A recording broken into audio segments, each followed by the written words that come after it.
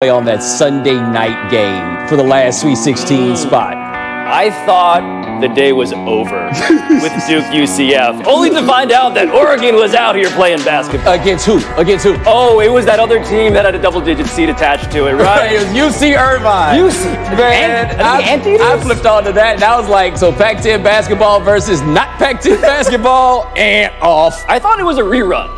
Way to go, Oregon, by the way, Sweet 16. Third time in 4 years. First name is Duke, because yesterday, Bo, Zion, and Duke beat the University of Central Florida by 1 point. Let's take a look at how this epic ended. Oh, man. It was epic. So much going on. You have to understand, they were just ahead. Yes.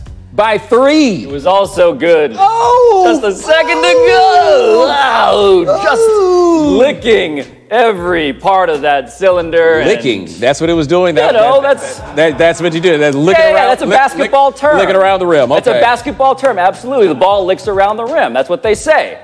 But Bomani, that clip, beyond my phraseology, how did you feel watching it? I felt better watching it than I did listening to you talk about that. It was Stephen Holder, covers the Colts, who said he didn't realize how much he hated Duke until he saw that shot rip out at the end. I thought that there would be a game like this one for Duke, right? And I thought that game would come because they could not make shots. They went 10 for 25 from 3 in this game and still struggled at the end to get it done, right? This game by itself doesn't mean they can't win a national championship or anything like that. But that was a great game, and I did not expect the great game that Duke played to be them against UCF. No, it was so good, and it was also as clean a display of the role of luck as we really get in sports. After that game, Coach K credited explicitly the idea of their good fortune. It's really hard to imagine the alternate world, obviously, that we could be living in if that shot had gone in. But just imagine it for a second, right? What happens? What's different? Are we talking about whether Zion Williamson is big enough for the NBA? Are we talking about whether Duke was just a bunch of chokers? What happens in that world? No, we're talking about R.J. Barrett and how R.J. Barrett didn't make enough shots. Like, that's what that is. We weren't going to be saying nothing bad about Zion, because one thing about Zion in this game, if there's a complaint that you can make about him is, I wouldn't say he can be passive, but he can be a little selfless in ways a guy as good as him should not be. That game against Carolina, the ACC tournament, he was like, no, I'm coming out here to shoot, right? This is another game like this, and after all that talk about whether he could dunk on Taco Fall, it was crazy to think that the play that did it was him going for a layup into Taco Fall's chest. Like, that was the one. It wasn't about whether he could bang over him, but the fact he could finish through the contact was enough. Yes, the big news for me on the Zion front was that this dude, he was so calm and good under pressure, right? He was shooting threes. He was taking the ball at Taco Fall, as you said, when the game was on the line. And all week, it seemed like Zion Williamson was really mature. He was politically savvy in deflecting those answers, those questions about whether Taco Fall was going to be this obstacle for him to mount and to summit.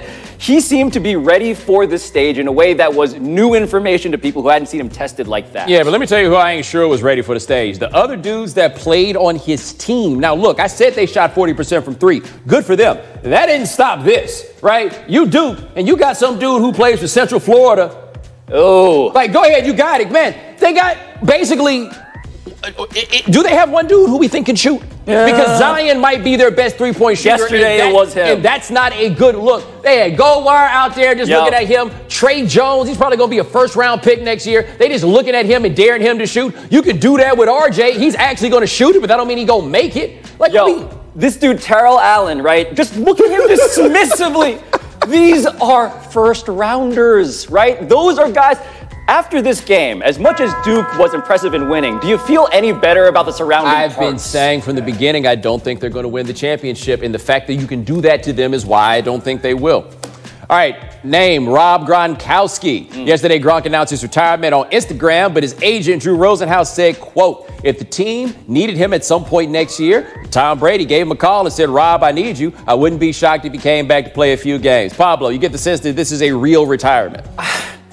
This is what it looks like when the only person who wants you to retire is you. And so I think there are many reasons why Rob Gronkowski would renege on this declaration, but, Bo, this is not surprising to us. For the past year, we've been looking at Rob Gronkowski as a guy who is revealing more depth than his caricature, his public persona suggested, right? He's a guy who has broken his back, torn his ligaments, broken his arm multiple times. He was the most joyous player in the NFL who realized it's really hard to be happy getting beat up like this. I mean, I think that this is at the very least a real retirement from playing 16 games a year, right? Because I do think the scenario that is thrown out here, like you come back around week 13 and be like, hey, we sure could use your help, then yeah, maybe he might come out there and do that. He might do it once, he might do it twice. But this is a man that appears to be done with playing football as the only thing that he does. And I'll say this for him, if that's the case, he went out the right way, because we have to remember that march down the field against Kansas City was almost some NBA type stuff. ISO, clear out, nobody can do anything about this. And that is what they did with him, and that is what got them into the Super Bowl that they ultimately won. Yes, and if this is the end of Rob Gronkowski, his legacy is pretty singular. Is he the greatest tight end of all time? I think there's a real strong argument on that front. The answer is yes. Is he the biggest matchup problem in the NFL today, or yesterday, as it were, because he could be this downfield threat at that size and essentially a sixth offensive lineman? I think the answer to that is also probably yes. This guy was Tom Brady's most favored target, the guy who has more receiving yards with Brady than anybody else. He was a key to that team. Everything he accomplished doesn't seem to beg for an encore. Yeah, but you know what he's also going to do by timing his retirement in this way? And I saw somebody make this point on the internet. I think it might have been my man Kit. I can't remember who exactly it was. But you know what he's going to do? What? He's going to come out there and he's going to show everybody, guys, this is what a Hall of Fame tight end looks like. And again, he's going to get knocked on a longevity issue, but that right there is a Hall of Fame tight end. And since he retired before Jason Witten, actually retired, since he's going to come back, that means he'll get in earlier and he'll slow down the clock to let y'all stop and ask yourselves, are we really giving credit to compilers, or are we going to give credit to the most dominant players of their time at their position? Because Rob Gronkowski is that for tight end. That is what a Hall of Famer looks like. Absolutely. And he's 29, Bomani Jones. He's 29 years old, and the idea that football, the sport that would seem to want as many Gronks as possible, cannot keep Gronks into their 30s. But keep in mind, he started playing at 20. Like, the dude had a legit 9-year career and just kind of flew past. Back injury in college and everything. The last name, though, to stay on the Patriots is Robert Kraft, because for the first time this weekend, Kraft spoke publicly about his pending solicitation case, saying, quote, I am truly sorry. I know I have hurt and disappointed my family, my close friends, my coworkers, our fans, and many others who rightfully hold me to a higher standard, end quote. What'd you think of that apology? Jason Giambi, working as a publicist. I had no idea. Jason Giambi is the one that we remember most infamously with the apology, where you cannot say what it is that you are apologizing for. And look, I don't blame him. There's pending legal matters. I totally understand that. But if you peep game on Kraft, even his lawyer is basically trying to say the traffic stop was illegal. They shouldn't have been doing this snooping, whatever it happens to be. It's not, he didn't do it. It's technicalities. And this is, what else can he do, man? Come on, man. He knows we know. Like, we may not know exactly, but we know enough. And he's like, yeah, probably shouldn't have done that. No, what he can do is be out in the world after putting his finger in the air and thinking to himself, who actually is that mad about this at this point? Because the beginning of the story, Bo, as we had it via the police in Florida, it was human trafficking, right? And we know how difficult it is to prove that stuff. It was established in the New York Times at the time. It's really hard to get these people, these alleged victims, to flip on the people orchestrating the whole thing. Now, Bob Kraft's lawyer, the police, they're sort of indicating, at least the police through their quiet is, they're saying maybe it wasn't all that it was cracked up to be. So Bob Kraft is out here doing what you say. He's being very unspecific about an apology, and he's being vague as hell because he doesn't really need to offer that specificity. Yeah, and I will say this, though, because you're right about, the bigger macro level issue as to why this stopped being just something that we joked about. It's because of the thoughts of human trafficking or anything else. However, even if it's not that, even if it gets to just the ha, these ain't men that's accustomed to being laughed at. And do you know how hard it is to top the man of the year getting caught soliciting a prostitute the night before the Super Bowl? Because I do feel like being the owner of the Patriots and stopping off at the spa the morning before the AFC Championship game is right up there. So when you come to this work function and a work that is going to suspend people for stuff like that, you do wind up having to have a story. The magic of privilege, though, is you can just show up and give people that and then be left alone for the rest of the weekend, as opposed to apologize for what? I don't really know what you mean. It is very useful for Bob Kraft that the story we led into was Rob Gronkowski retiring, right? It's this idea that even if you want to get your jokes off, here are some other some other spinning plates to distract you from the reality that, yeah, I'm an old man who maybe deserves your mockery, but thank God, maybe not jail time. Yeah, but the one thing I will say, again, though, about the idea that maybe it wasn't human trafficking. Maybe it was, maybe it wasn't. It is a maybe. But when in his face and hit that, NBA players are so good because that was a heave, but still, NBA players are so Also, good. if you watch everyone else on his team, despite how good Jeremy Lamb is in this moment, they're like, nah, this isn't going to happen. Oh, wait! Oh, wait! They are the 10th seed, Bo. The Hornets are the 10th seed. By the way, there are at least 3 still in the league candidates that were in that picture. Oh, yes. Jeremy Lamb, by the way, being one of them. Frank Kaminsky, I think I saw Marvin Williams. Marvin Williams? Still in the league. Huh.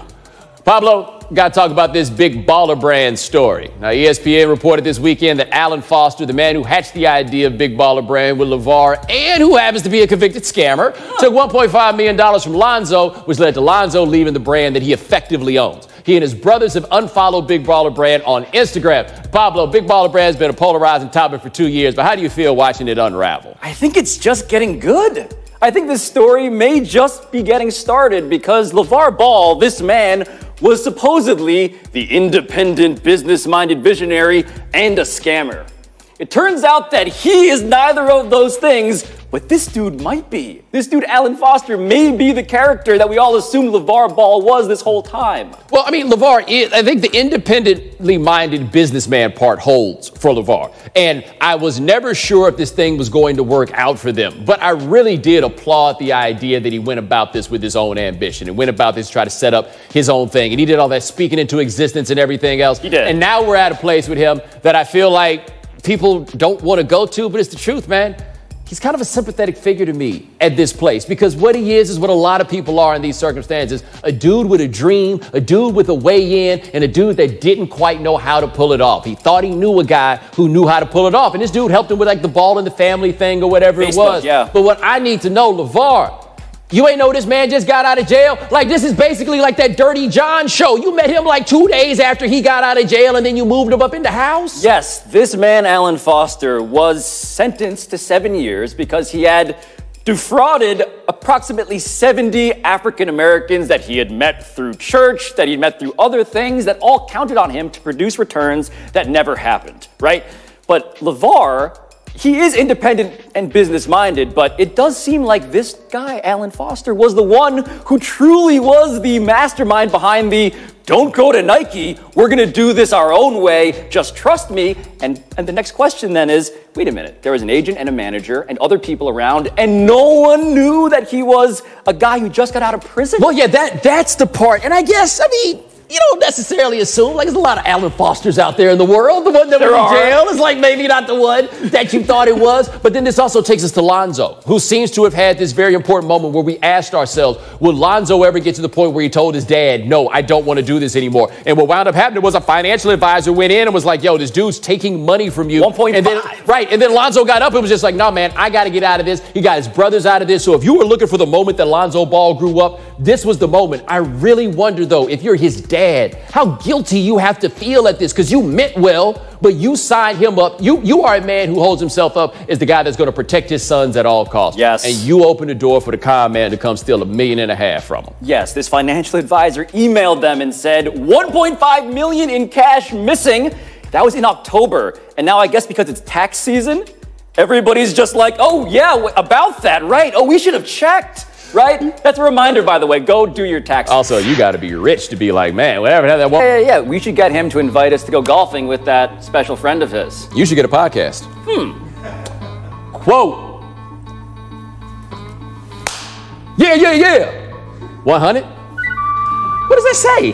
Tweeted LeBron James about a viral clip where Scott Van Pelt defended Tom Izzo yelling at his players. Pablo, you surprised this became such a big story? No, because this, Bo, was like watching a parent go off on their child in public. And they went off a little too loudly, a little too long, but inevitably, as we watch it here, this becomes a referendum on all sorts of other stuff like my parenting and your parenting and the culture wars and whether safe spaces are needed for athletes. And for me, like, yes, there's stuff we don't understand about this. They have a relationship, but isn't it okay to also point out a little bit too far, Tom Izzo, a little bit too far on that? I just want to tell Aaron Henry, you ain't got to take that off nobody that height.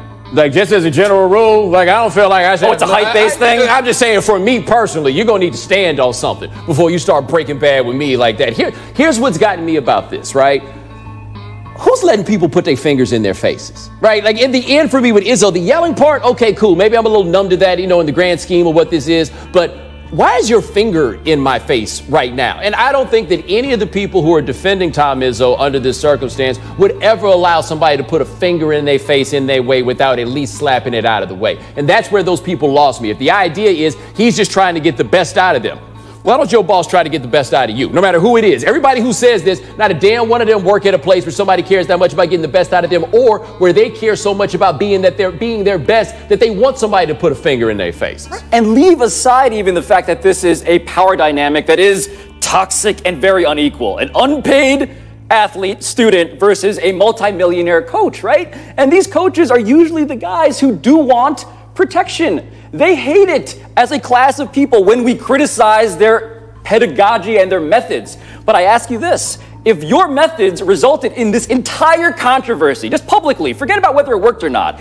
if you had to answer to this in this way for this long, doesn't it tell you that that method wasn't that great? Well, so the problem here is the kid obviously didn't know what he was talking about. But like literally, like, Tom, I don't understand you, but you got to remember this about screamers. The ones that last get away with it because their players legitimately believe that the coach cares about them. The problem is that's the story of a lot of abusive relationships.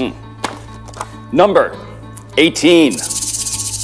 That's how big a fourth quarter lead the Celtics blew against the Hornets on Saturday night. And here was Kyrie after the game, asked about stopping Kemba Walker. Let's listen. When Kemba gets it going like that, how tough is he to stop? It's one-on-one. I have pride. Down the stretch, try to come in and help as much as possible. We should have probably trapped him a little bit more like every other team does in the league. But we didn't. So. Torches us every time we play him, so it's no surprise. What was your reaction to Kyrie there? I mean, he's got a point, right? Like, Brad Stevens was asked after that, and Brad Stevens is not so worried about that. But it is worth noting, 3 straight losses for the Celtics, and they were down some guys last night, but y'all told me they fixed everything on the plane with that players-only meeting. Everybody was feeling good about this, right? Apparently, it wasn't that fixed. No, I read the Athletic story by Jay King that ran down this particular incident, and if you change the date from March to February, I would not have been able to tell the difference. Marcus Morris after the game complaining about how there is dysfunction. Brad Stevens talking about not enough defense. Kyrie, again, motivating in public when it should be in private. They might lose in the first round. In closing, I've had a bit of a strained relationship with the fans of the Carolina Hurricanes. It's a long story. But anyway, now that the Canes have decided to become the most fun team in the NHL, I can say it.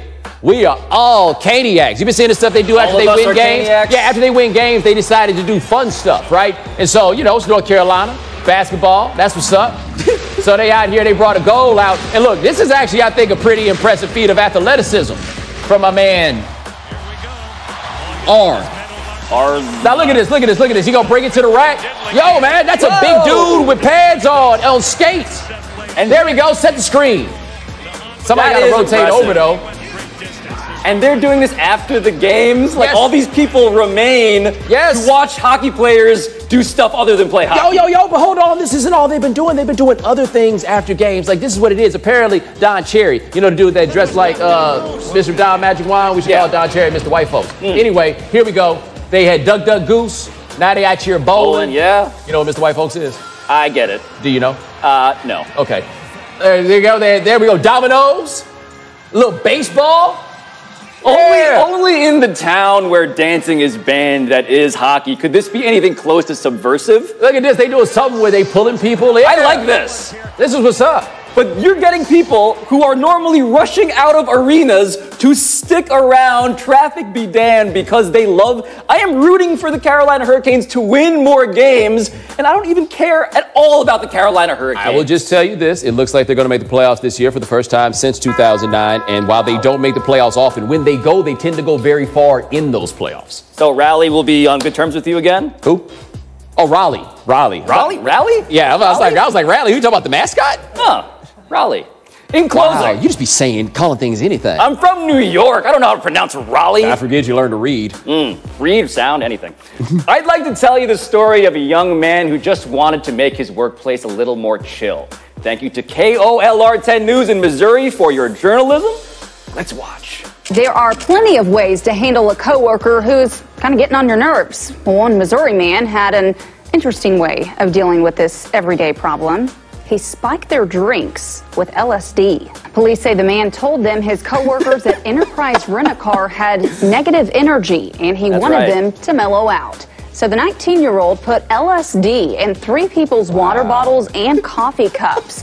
The workers who drank the LSD were okay once the effects wore off. The man accused of spiking their drinks could face charges now of second-degree assault and possession of a controlled substance. So I've been reading this book, Bo, by Michael Pollan called How to Change Your Mind. And he actually advocates microdosing for therapeutic reasons. It's not a bad plan, but you can't ambush your coworkers with it. You know, you got to offer it. How about you just say no to drugs?